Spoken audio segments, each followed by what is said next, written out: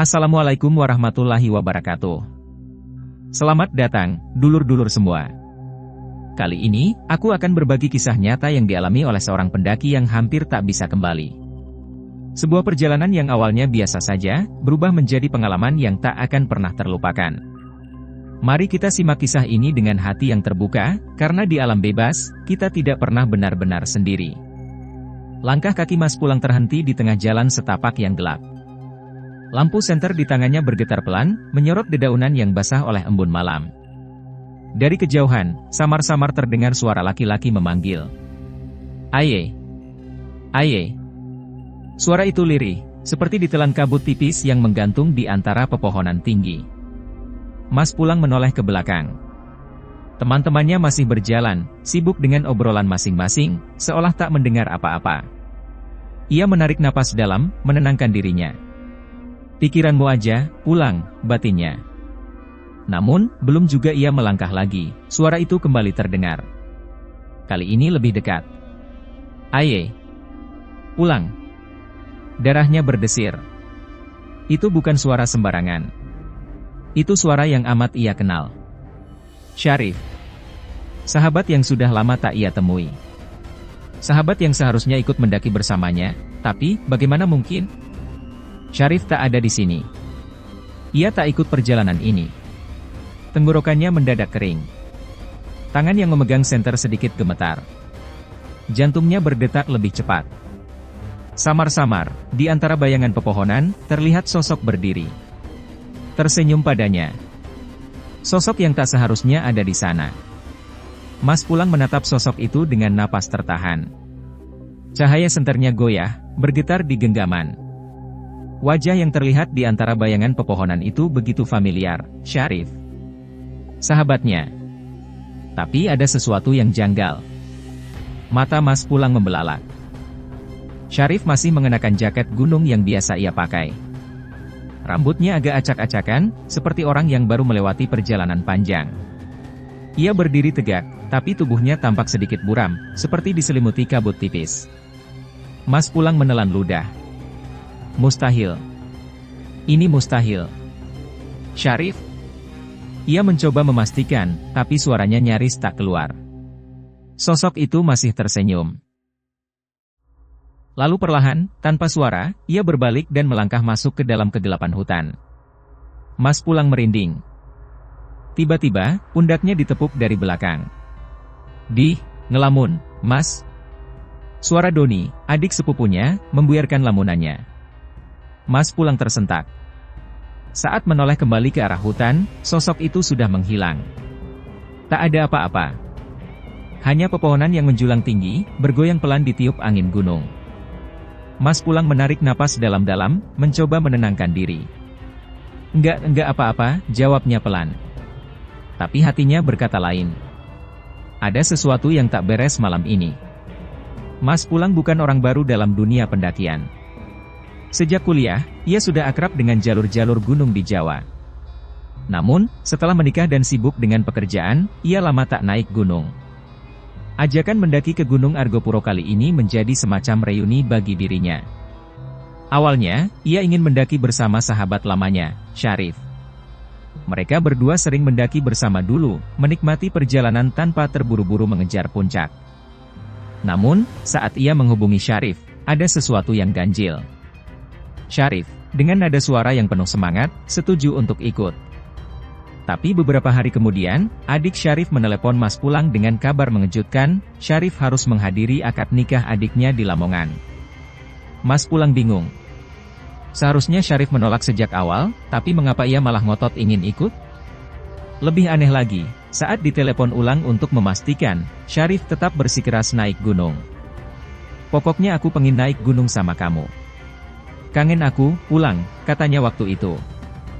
Mas Pulang menghela napas. Akhirnya, Syarif benar-benar membatalkan pendakian, memilih menghadiri acara keluarganya. Mas Pulang sendiri tetap berangkat, tapi dengan rombongan lain yang baru dikenalnya, adik sepupunya, Doni, dan beberapa temannya yang lain. Rombongan ini tak sekompak tim pendakian biasanya. Ada pasangan suami istri, ada pasangan kekasih, dan ada satu orang yang begitu dominan bernama Adrian. Dari awal, Mas Pulang merasa kurang nyaman. Ia bukan tipe orang yang suka memaksakan diri dalam kelompok yang baru. Namun, ia berpikir, mungkin saja perjalanannya kali ini tetap akan menyenangkan. Ternyata, sejak awal perjalanan, ia sudah merasakan banyak kejanggalan. Dan malam ini, ketika ia melihat sosok yang seharusnya tidak ada di sini, Mas Pulang tahu, ada sesuatu yang salah. Sesuatu yang tidak bisa dijelaskan dengan akal sehat. Sebelum lanjut, jangan lupa subscribe agar tidak ketinggalan cerita menarik lainnya. Mas Pulang tak bisa mengabaikan perasaannya. Ada sesuatu yang mengusik hatinya sejak tadi, sejak pertama kali ia melihat sosok yang mirip Syarif di antara pepohonan. Rombongan mereka masih melanjutkan perjalanan dalam gelap, menembus hutan lebat yang seakan menelan cahaya senter mereka. Suasana semakin mencekam. Pepohonan tinggi berdiri seperti raksasa yang mengawasi setiap langkah mereka. Adrian berjalan paling depan, tampak percaya diri meski jalur yang mereka lalui mulai tak jelas. "Mas, yakin kita lewat sini?" tanya Doni dengan suara agak ragu. "Tenang aja," jawab Adrian tanpa menoleh. "Gue udah pernah ke sini sebelumnya. Jalannya bener, kok." Mas Pulang hanya menghela napas. Dari tadi ia sudah merasa ada yang ganjil. Mereka sudah berjalan lebih dari 1 jam, tapi belum juga menemukan gapura selamat datang yang seharusnya ada di awal jalur pendakian. Di tengah kebingungan itu, tiba-tiba suara langkah kaki terdengar dari belakang. Langkah yang tidak berasal dari rombongan mereka. Mas Pulang merasakan bulu kuduknya berdiri. Ia menoleh ke belakang, menyorotkan senternya. Tidak ada siapa-siapa. Namun, saat ia mematikan senter dan mencoba menyesuaikan mata dengan kegelapan, ia bisa melihatnya dengan jelas. Bayangan hitam, berdiri diam di antara pepohonan. Mas Pulang tercekat. Sosok itu tidak bergerak, hanya diam, mengawasi. Ia kembali menyorotkan senternya. Hilang. Mas Pulang mengusap wajahnya. Mungkin cuma bayangan pohon, pikirnya, berusaha menenangkan diri. Tapi baru beberapa langkah, suara itu terdengar lagi. Langkah-langkah berat, seolah ada sesuatu yang mengikuti mereka dari belakang. Kali ini, bukan hanya Mas Pulang yang mendengar. "Bro, lo denger sesuatu, nggak?" tanya salah satu anggota rombongan, pria bernama Gilang. Yang lain berhenti berjalan. Mereka saling berpandangan. Sunyi. Hanya suara angin yang berdesir di antara pepohonan. Lalu, terdengar suara seperti seseorang yang berlari di semak-semak. Begitu cepat, begitu tiba-tiba, membuat jantung mereka berdegup kencang. Salah satu perempuan dalam rombongan, Putri, mencengkeram lengan pacarnya. "Kita balik aja, ya?" Suaranya bergetar. Adrian mendengus. "Udah, jangan paranoid. Mungkin cuma suara binatang." Mas Pulang ingin percaya, tapi perasaannya berkata lain. Suara itu, terlalu mirip dengan langkah kaki manusia. Baru saja ia hendak mengatakan sesuatu, suara itu terdengar lagi. Tapi kali ini lebih dekat.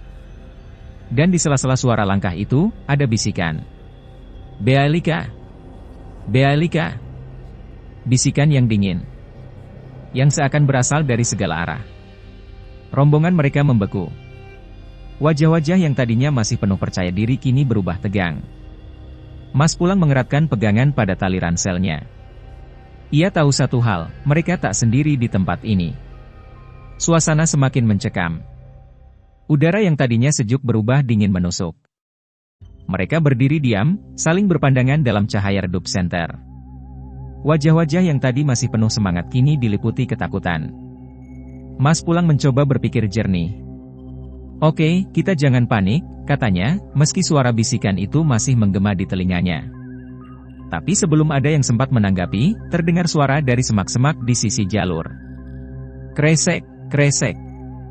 Daun-daun kering tergeser sesuatu. Adrian menyorotkan senternya ke arah suara. "Siapa di sana?" Suaranya terdengar lebih menantang daripada penasaran. Tak ada jawaban. Hanya angin yang berembus pelan, menggoyangkan ranting-ranting pohon. Kemudian, dari kegelapan, muncul sosok. Sosok seorang lelaki tua dengan tubuh kurus dan wajah penuh keriput. Pakaiannya lusuh, seperti sudah lama mengembara di hutan. Ia berdiri di tepi jalur, sedikit membungkuk, menatap mereka dengan tatapan kosong.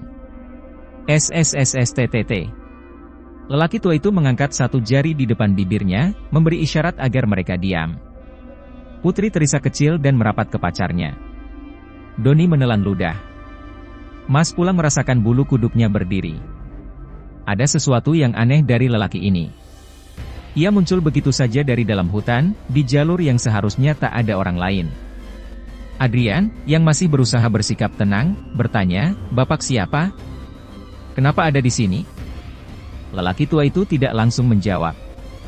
Matanya menatap satu persatu anggota rombongan, lalu kembali menatap Mas Pulang. "Kalian tidak seharusnya ada di sini." Suaranya lirih, hampir seperti bisikan, tapi entah kenapa terdengar jelas di tengah sunyi malam. Mas Pulang merasa tenggorokannya kering. "Maksudnya apa, Pak?" Lelaki tua itu tidak menjawab. Perlahan, ia mengangkat tangannya, menunjuk ke belakang mereka. "Baliklah, sebelum terlambat." Sekuat tenaga Mas Pulang mencoba berpikir logis. Mungkin lelaki ini penduduk sekitar yang sering mendaki? Tapi dari mana datangnya? Jalur yang mereka lalui sepi sejak awal. Adrian menghela napas kasar. "Udah, jangan dengerin. Ayo lanjut jalan." Ia melangkah maju, tapi lelaki tua itu tiba-tiba bersuara, lebih keras kali ini. "Jangan lanjut." Adrian berhenti. Semua terdiam. Mas Pulang menatap lelaki tua itu lekat-lekat. "Kenapa, Pak?"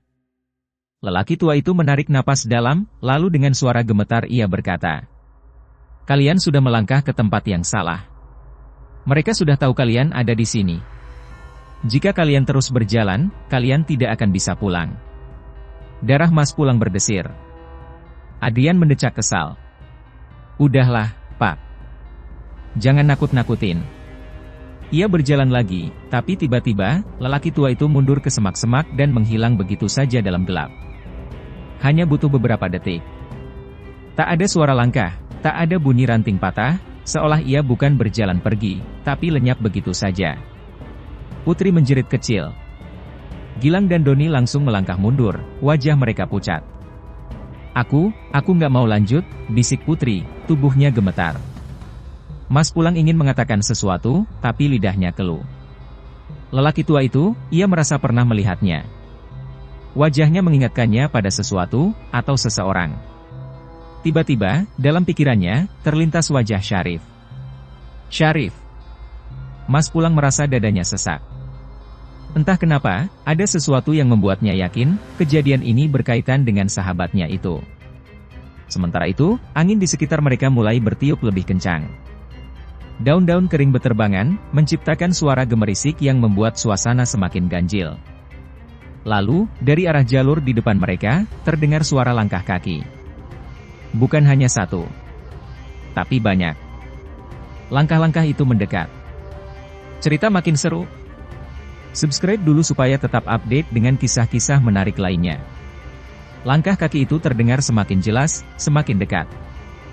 Mas Pulang menajamkan pendengarannya. Ini bukan suara langkah biasa.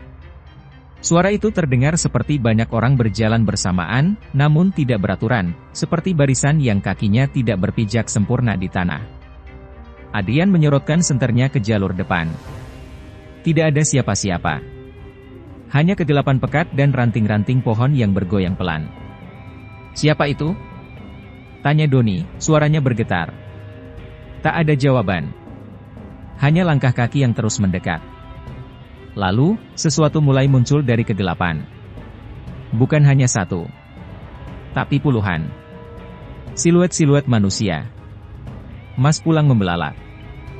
Mereka berjalan perlahan, tanpa suara, tanpa ekspresi. Beberapa di antaranya tampak memakai pakaian yang lusuh dan sobek. Ada yang berseragam seperti tentara zaman dulu, ada yang mengenakan pakaian khas penduduk desa. Yang membuat jantung Mas Pulang hampir berhenti adalah wajah-wajah mereka. Pucat. Kosong. Mata mereka hitam legam, seperti tidak memiliki bola mata. Putri berteriak histeris, berusaha mundur, tapi tubuhnya lemas. Pacarnya mencoba menenangkan, tapi suaranya sendiri bergetar ketakutan. "Balik! Kita balik!" seru Gilang panik. Namun ketika mereka berbalik, sesuatu yang lebih mengerikan menunggu di belakang. Sosok lelaki tua yang tadi menghilang kini berdiri di sana. Tapi kali ini, wajahnya berubah. Matanya merah menyala. Senyumnya lebar, terlalu lebar untuk ukuran manusia. Tangannya yang kurus terangkat, menunjuk ke arah Mas Pulang. Kau, seharusnya tidak di sini. Seketika, tubuh Mas Pulang terasa kaku. Ia mencoba bergerak, tapi kakinya berat seolah tertanam di tanah. Nafasnya tersengal. Dadanya sesak. Satu persatu, sosok-sosok di depannya semakin mendekat. Derap langkah mereka tidak lagi lamban. Kini mereka bergerak cepat. Jalan! Jalan sekarang! Teriak Adrian, mencoba menarik tangan Putri. Tapi sebelum mereka bisa bergerak, sesuatu terjadi. Angin bertiup kencang, seperti badai kecil di tengah hutan. Daun-daun kering berputar di sekitar mereka. Cahaya senter berkedip-kedip, seolah ada kekuatan yang mengganggu. Lalu, dari antara bayangan pepohonan, sosok lain muncul. Mas Pulang mengenalnya. Syarif. Sahabatnya berdiri di sana, wajahnya tetap sama seperti terakhir kali mereka bertemu. Jaket gunungnya sedikit kotor, rambutnya acak-acakan. Tapi kali ini, wajahnya dipenuhi kesedihan. Syarif? Mas Pulang berbisik, hampir tidak percaya. Syarif tidak menjawab. Ia hanya mengangkat tangannya, menunjuk ke jalur lain, jalur yang lebih kecil di sisi kanan mereka. Kamu harus lari, katanya. Mas Pulang menelan ludah. Tapi, lari sekarang. Suaranya menggema, menggetarkan dada Mas Pulang. Tanpa pikir panjang, ia menarik Doni dan berteriak, ikuti aku. Mereka berlari ke jalur yang ditunjuk Syarif. Tanpa menoleh ke belakang, tanpa peduli apa yang terjadi pada sosok-sosok yang mengejar mereka. Di belakang, suara langkah kaki semakin cepat. Lalu, suara itu berhenti. Dan hutan kembali sunyi. Mas Pulang dan rombongan terus berlari, hingga mereka menemukan tanah lapang kecil. Nafas mereka tersengal, keringat dingin membasahi tubuh. Ketika Mas Pulang menoleh ke belakang, jalur yang tadi mereka lewati kini kosong. Tak ada siapa-siapa. Tak ada sosok lelaki tua. Tak ada makhluk-makhluk dengan mata hitam. Hanya kegelapan hutan yang diam. Syarif pun telah menghilang. Mas Pulang berdiri di tengah tanah lapang kecil itu, napasnya masih tersengal. Keringat dingin mengalir di pelipisnya, meskipun udara di sekitarnya begitu dingin. Doni terduduk di tanah, wajahnya pucat pasi. Putri masih terisak pelan di samping pacarnya, sementara Adrian menunduk dengan tangan mengepal. Semua masih berusaha memahami apa yang baru saja terjadi. Tidak ada yang berbicara selama beberapa menit. Mereka hanya saling menatap, mencoba mencari kepastian bahwa mereka masih di dunia nyata. Mas Pulang mengusap wajahnya, mencoba berpikir jernih. Mereka harus segera turun. Mas, itu tadi. Gilang berbicara dengan suara bergetar, tapi ia tidak melanjutkan kalimatnya. Mungkin karena ia sendiri tidak tahu bagaimana menjelaskannya. Mas Pulang mengangkat tangan, memberi isyarat agar mereka tetap tenang. Kita nggak bisa tinggal di sini lama-lama. Kita cari jalur turun. Adrian, yang biasanya selalu bersikap keras kepala, kali ini hanya mengangguk. Dengan langkah hati-hati, mereka mulai berjalan. Jalur yang mereka lewati terasa asing, meskipun Syarif tadi menunjukkannya dengan jelas. Namun, anehnya, jalur ini lebih terbuka dibandingkan jalur yang mereka lalui sebelumnya. Tidak ada semak-semak yang menghalangi, tidak ada pohon yang terasa seperti menjebak mereka di dalam hutan. Mereka terus berjalan selama hampir 1 jam, tanpa berbicara satu sama lain. Rasa lelah, takut, dan kebingungan bercampur menjadi satu. Baru setelah mereka melihat sebuah papan kayu besar bertuliskan, "Selamat datang di jalur pendakian Gunung Argopuro," barulah mereka menyadari sesuatu. Mereka kembali ke titik awal. Namun, bagaimana mungkin? Mereka sudah mendaki berjam-jam sebelumnya, dan seharusnya jalur ini masih jauh di belakang. Putri menangis lagi, kali ini bukan karena ketakutan, tetapi kelegaan. Pacarnya memeluknya erat, sementara Adrian terduduk di tanah, menghela napas panjang. Kita balik ke base camp, kata Mas Pulang pelan. Tak ada yang menolak. Mereka berjalan cepat menuju base camp, melewati kebun-kebun penduduk yang sebelumnya terasa begitu menyeramkan dalam gelap. Begitu sampai di base camp, mereka langsung disambut oleh penjaga pos. "Kalian dari mana?" tanya salah satu penjaga, wajahnya penuh keheranan. Mas Pulang bingung. "Maksudnya, Pak? Rombongan kalian berangkat tadi malam, kan?" Mas Pulang mengangguk. Penjaga itu bertukar pandang dengan rekannya. "Kalian sudah dicari sejak pagi tadi. Seharusnya, kalau naik semalam, kalian sudah sampai di pos berikutnya sebelum subuh. Tapi tidak ada satupun yang melihat kalian." Doni menelan ludah. "Jadi, kami kemana selama ini?" Tak ada yang bisa menjawab. Mas Pulang hanya bisa diam. Dalam hatinya, ia tahu ada sesuatu yang telah membawa mereka ke jalur lain. Jalur yang tidak seharusnya mereka lalui. Dan jika bukan karena Syarif, mereka mungkin tidak akan kembali. Klik tombol subscribe sekarang juga, biar nggak ketinggalan cerita-cerita seru berikutnya. Mas Pulang duduk di teras base camp, menatap kosong ke arah hutan yang baru saja mereka tinggalkan. Pikirannya masih dipenuhi oleh kejadian semalam, sosok-sosok asing, bisikan misterius, dan Syarif. Syarif yang seharusnya tidak ada di sana. Syarif yang sudah meninggal. Pikiran itu membuat dadanya kembali sesak. Doni, yang duduk di sebelahnya, menggenggam segelas teh hangat yang diberikan oleh penjaga base camp. "Mas, aku masih nggak percaya kita ngalamin semua itu," bisiknya. Mas Pulang mengangguk pelan. "Aku juga, Don." Di belakang mereka, Adrian dan yang lain masih beristirahat, wajah mereka tampak lelah dan lesu. Tak ada lagi yang membahas ingin melanjutkan pendakian. Semua sudah sepakat untuk pulang begitu tubuh mereka cukup kuat untuk melanjutkan perjalanan turun. Penjaga base camp kembali menghampiri mereka. "Kalian ini benar-benar beruntung masih bisa balik ke sini," katanya, duduk di samping Mas Pulang. Mas Pulang menoleh. "Kenapa, Pak?" Penjaga itu menghela napas panjang sebelum menjawab, "Gunung ini punya banyak jalur yang gak semua orang tahu. Tapi kalau sampai kalian merasa jalan berjam-jam tapi kembali ke titik awal, berarti kalian sudah masuk ke tempat yang bukan jalur manusia." Doni meneguk ludahnya. "Bukan jalur manusia?" Penjaga itu menatap hutan lebat di kejauhan. "Ada banyak cerita tentang pendaki yang tersesat di Argopuro. Ada yang kembali dalam keadaan linglung. Ada yang butuh berhari-hari untuk keluar, padahal harusnya cuma beberapa jam. Dan ada juga yang tidak pernah kembali sama sekali." Mas Pulang terdiam. "Ada satu cerita lama," lanjut penjaga itu. "Dulu, ada seorang pendaki yang sering naik turun gunung ini. Orangnya ramah, punya banyak teman. Tapi suatu hari, dia naik gunung ini sendirian dan gak pernah balik." Mas Pulang merasakan tengkuknya merinding. Penjaga itu melanjutkan dengan suara yang lebih pelan, seakan tidak ingin orang lain mendengar. "Beberapa pendaki pernah melihat sosoknya di jalur. Kadang dia muncul sendirian, kadang terlihat berjalan di belakang rombongan. Biasanya, kalau ada yang melihatnya, berarti mereka sudah melangkah ke jalur yang salah." Jantung Mas Pulang berdetak kencang. Ia ingin bertanya lebih lanjut, tapi entah kenapa, mulutnya terasa keluh. Setelah beberapa saat, ia akhirnya berani bertanya. "Pak, pendaki itu, siapa namanya?" Penjaga itu menatapnya dengan ekspresi datar. "Syarif." Mas Pulang menggenggam lututnya erat. Badannya terasa lemas. Doni menatapnya dengan mata membelalak. Tanpa sadar, Mas Pulang melirik ke arah hutan.